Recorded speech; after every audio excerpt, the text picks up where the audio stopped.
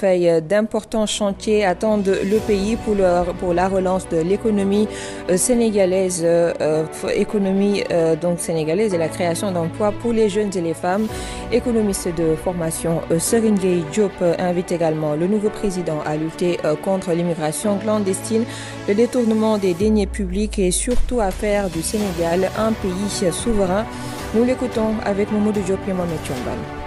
L'autre défi le plus important, c'est de reconstruire pendant la saison sèche et pendant l'hivernage, à l'instar de ce qui se fait à Sandiara, avec les melons et les autres cultures. Il va falloir refonder l'école sénégalaise elle-même, avec justement son corollaire de chemin universitaire. Il va falloir aller vers certainement la formation professionnelle. Et je pense que c'est ce programme novateur que les Sénégalais veulent voir le jour. Mais ce n'est pas que ça. Il y a aussi un vrai problème de moralité.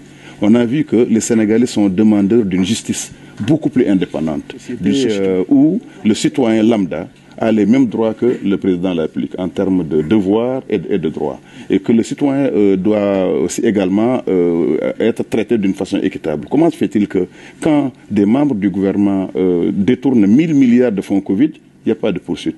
Alors, au même moment, des journalistes sont arrêtés pour des délits d'opinion. Des hommes politiques sont mis en prison pendant des mois sans jugement pour des délits d'opinion.